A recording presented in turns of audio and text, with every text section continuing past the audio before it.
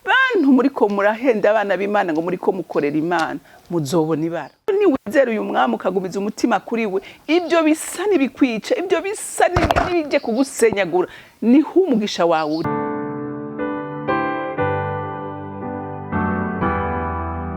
Bakunzi bahori Kanani TV, ndanezerewe kandi gusubira kuronka akanya keza nk'aka ngo tuganire ijambo ry'Imana. Ariko imbere yuko dutangura kuganira, reka tubanze twishire mu biganza by'Uhoraho. Mwami Imana, nciye bugufi imbere yawe mu izina rya Yesu Kristo, umwami n'umukiza w'ubugingo bwanje.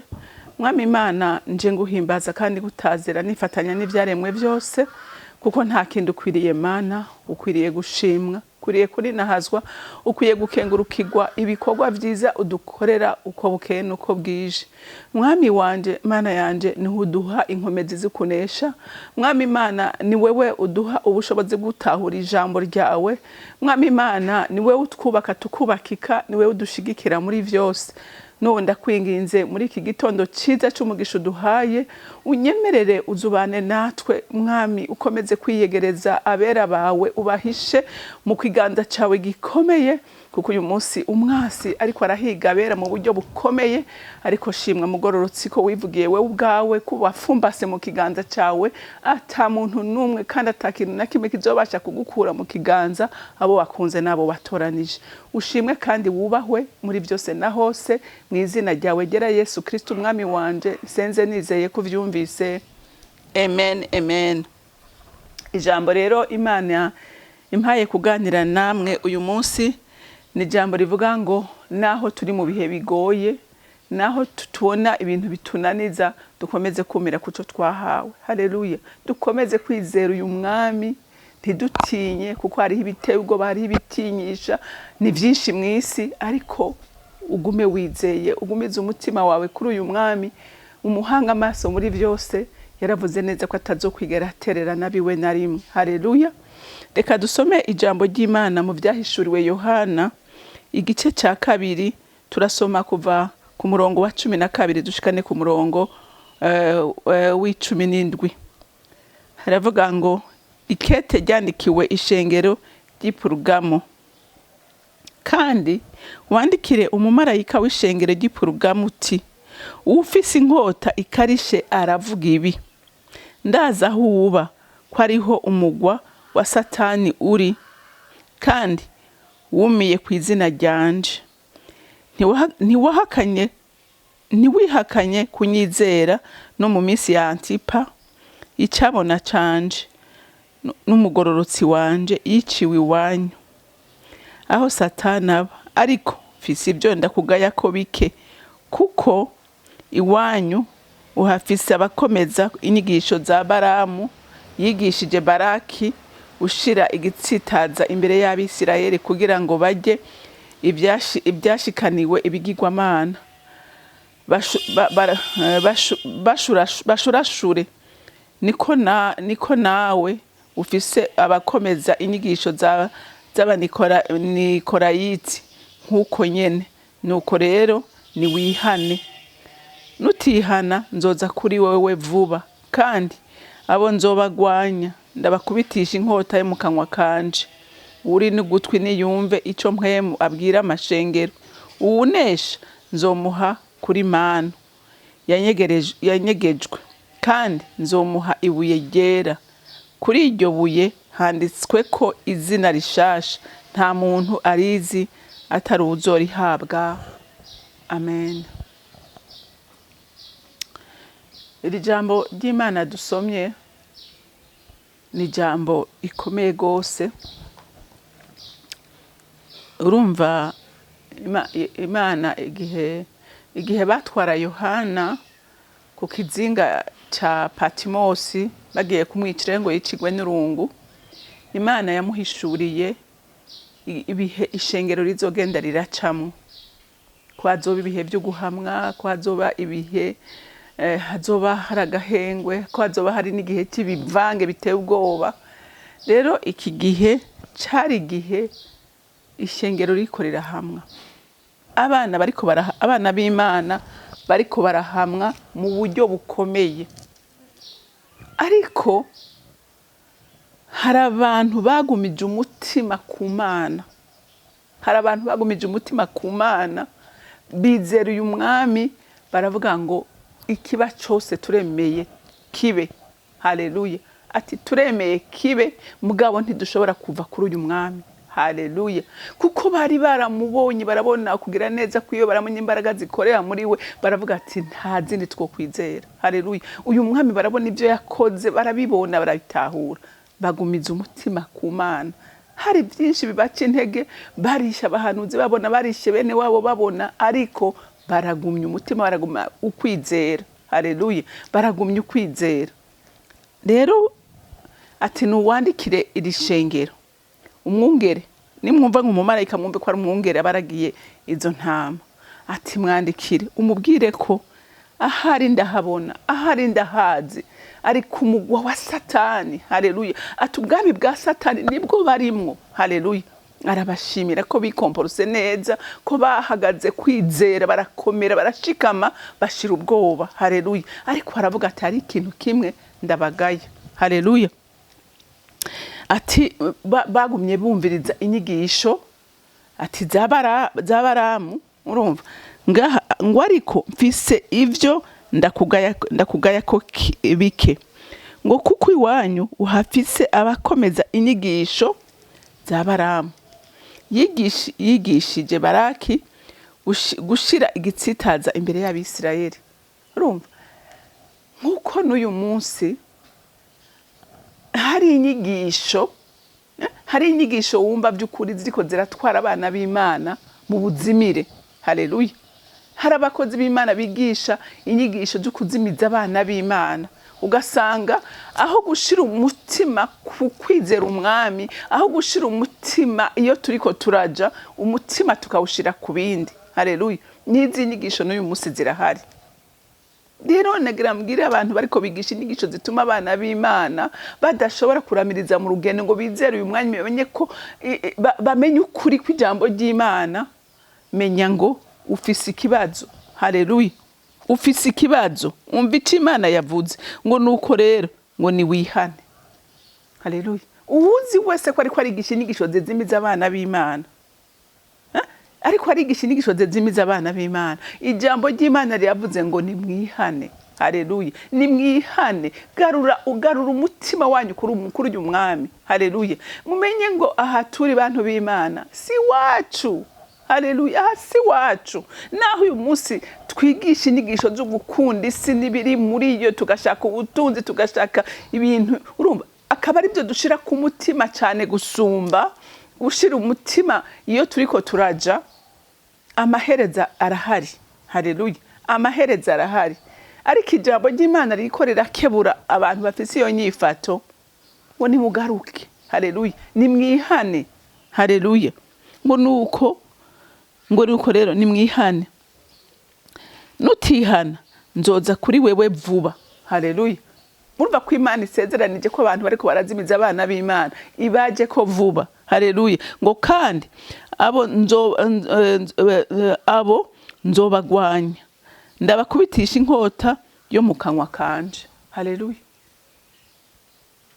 Ejo bundi nabonye kuri YouTube, nabonye umuntu yigira umukozi w'Imana, agahenda abantu, arabahenda vraiment. Hama umunsi umwe biyumvira guha kado uyo mukozi w'Imana, bamugurira isaha. Uyu mugabo n'umugore barategura iyo kado. Mugabo hari yindi saha umugabo yari yaguze, ku kazi bari baguze yo guha umuntu bakorana, yari isaha izimbye cyane gose. Hanyuma barayizana iyo saha, bazishira hamwe. Madamu arihenda mu kuja gutanga iyo kado, atanga ya saha izimvye, kandi bateza kuyiha uwo muntu yagira atahe. Bakora ngo mu bintu by'amaminere. Hama iyo saha asanga bamuhaye itari yiwe, yagugwa amahera menshi, 40 millions de francs CFA, na mahera menshi cyane gose. hanyuma aramwinginga ati ndagusabye umpe iyo saha, ati kubera nihenze ni saha kazi kandi tugira tuyitange. Tugira tuyitange ati kandi nintayitanga ndarisika gufungwa canke abantu hari ibintu byanje byose. Wundi ati mwana wanje isaha ni kado washikaniye Imana ntiwoyisubira, ati ega kado yawe irahari, ati kandi ni twebwe twipropoje kuguha iyo kado. Ebye mu majambo make yaranse kuyibaha. Baca baza ko ariho cano bahanura abantu y'abakristo bahanura abantu barayizako. Bantu b'Imana yaranse, umukozi w'Imana aramuhanura, aragerageza, aravuga ko adashobora kuyitanga ngo yamaze no kuyipoteka ngo yubake ishengero. Wa mugabo bamutwaye imodoka zibiri, bamutwara inzu yiwe, baravuga ati kandi utanyarukanye iyo saha tuzobigurisha. Umurumva arimuka aja kuba kwa sebukwe, aranagaruka arabimusigurira. Mwumva ingene Imana ihana. Yagarutse uyu mugabo, yagarutse afise iki, avuze ngo agerazane iyo saha, yagarutse yaradidimye ukuguru. Imana yaramuhanye. Haleluya. Bantu b'Imana, umuntu wese azi ko ariko arababaza umutima y'abana b'Imana. Imana irashobora kuguhanukira muri uyu mubiri. Ntuzohanwe warashitse mwijuru. Oya, ku munsi w'urubanza uhanigwe ngaha kuri iyi si. Hanyuma mu nyuma iyo saha yaragize ikibazo, arayigarukana, ayizana yarapfuye. Arayimuzanira. Mugabo Imana ishimwe, Imana ishimwe. Iyo saha yaciye ayijana aho yayiguze kuko yari afise pari. Baciye bamuhindurira bamuha isaha nziza ikomeye, hama arayijana bamusubiza ibintu vyiwe. Mugabo abantu bari bakontribuwe cyane kuko barababazwa na situation yararimwo, baramuterera amahera menshi. Wa mugabo agaruka rero kuri plateau aje gusaba imbabazi.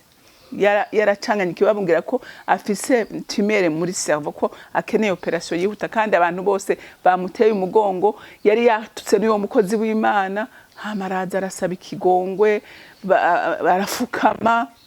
Wa muhungu ya famiye nyene baramubwira twe twarakubabariye kuko Imana yaratugiriye neza, yaronse n'akazi keza. Ati je amahera yose bari bampaye banterereye, ati ko yakeneye nkawe, ati ndakuvuza yarakeneye ngo 10 miliyo.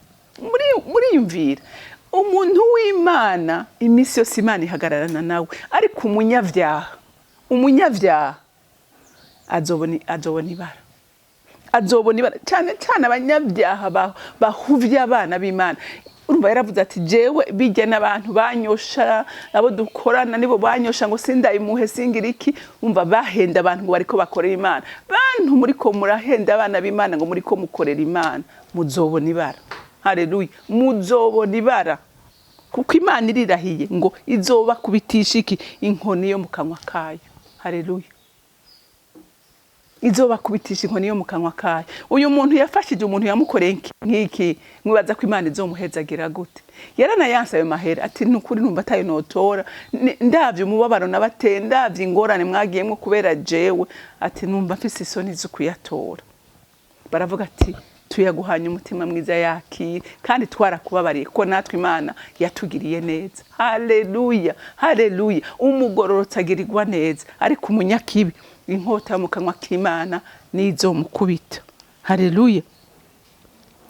Ngo unesha akitondera ibikorwa byanje agashitsa kwiherezo, nzomuha ububasha bwo kuganza amahanga. Mwumvise abizeye umwami bakumira kuco bamenye. Haleluya. Bafise isezerano. Haleluya. Kuzoganzanya n'umwami. Rero umuntu w'Imana ico ngusabira, ico ndakwifuriza, shikama kuco wahawe. Gumya umutima. Haleluya. Ko nagira ndakubwire ngo ni wakomera kuca wamenye kacumirako, nta kabuza uzoganzanya n'umwami. Haleluya. Haleluya. Ngo nzomuha ububasha bwo kuganza amahanga. Haleluya. Ibikugwanya uzobihagarara hejuru. Murumviye ntaye ndabashingiye. Uyu yarazi yuko Satani, umva ni Satani yariko aramugirira nabi. Yarazi ko yamurangije, azana n'isa ko ari nkukumunarga, ko ari nkukuge, ariko ntiyamenya ko ari gisubiza azanye. Haleluya. rero niwizera uyu mwami ukagumiza umutima kuri we, ibyo bisa n'ibikwica, ibyo bisa n'ibije kugusenyagura, niho umugisha wawe uri. Haleluya, haleluya. Iyi saha yarayirekipe, yarayisubiza, kandi yaronse amahera menshi, acaronka n'akazi ngo ahembwa double gusumba ko yakora. Mwumvise umugorotsi, Imana iramuduza. Rero nawe ni wakomeza kwihangana, ukigumiza umutima kuri uyu mwami, ntuhanga amaso ibyo uri kuracima ngo wihakane uyu mwami. Erega hari abantu benshi bihakana uyu mwami. Ega kumwihakana mbega ni gute? Igihe cyose uhakanye imbaraga ziwe, ukizera ibintazi, ukaja mu nzira zitarizo, ubuhakanye ububasha bw'Imana. Haleluya. Aba bose barapfuye baravuga ati hako twebwe duhakana uyu mwami, turemera dupfe. Urabye abigishwa ba Kristo, urupfu bapfuye, bose bapfuye urupfu ariko baravyemera. Haleluya. Ati turemera guheba uyu mubiri, ariko ubugingo bwacu buze bubona Imana. Haleluya. Reka kugurisha ubugingo bwanyu, kugurisha ubugingo bwanyu, kuko ubugingo bwanyu nibwo buzobona Imana. Biri naho bobabara, naho wobabara ubugingo ari buzima, ntaco. Kandi nono Imana ntiyo kwemera ko tuguma no mu mibabaro y'uyu mibiri.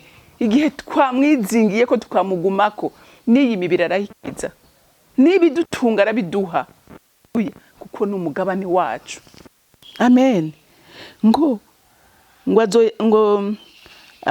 azoyaragiza inkoni z'icuma nk'uko bamenagura ibikoresho by'ibumba, nk'uko nanjye nahawe na data. Urumva azoguha ububasha bwo gusiribanga ibikugwanya n'ibikunaniza, azoguha izo mbaraga zo kubigenderako. Haleluya.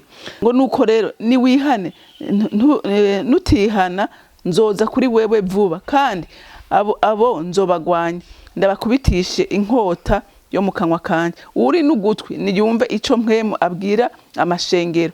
Ngo unesha nzomuha kuri Mana. Mwumvise, unesha azohabwa kuri Mana yo mwijuru. Haleluya. Ngo yanyegejwe kandi nzomuha ibuye ryera, kuri iryo buye handitswe ko izina rishasha, nta muntu arizi atari uzorihabwa. Muntu w'Imana, hari izina rishasha tubikiwe abizeye umwami.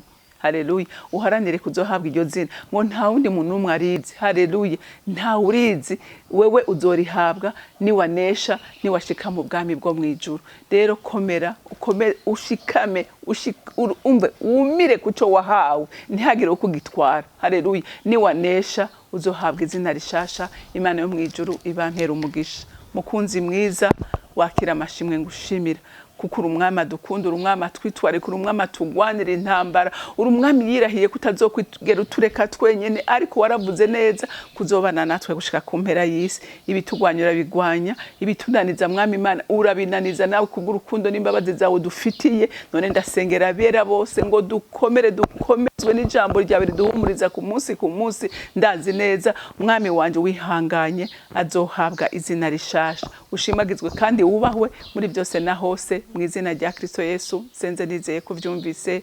Amen, amen. Mwarahezagiwe, mugire umunsi mwiza.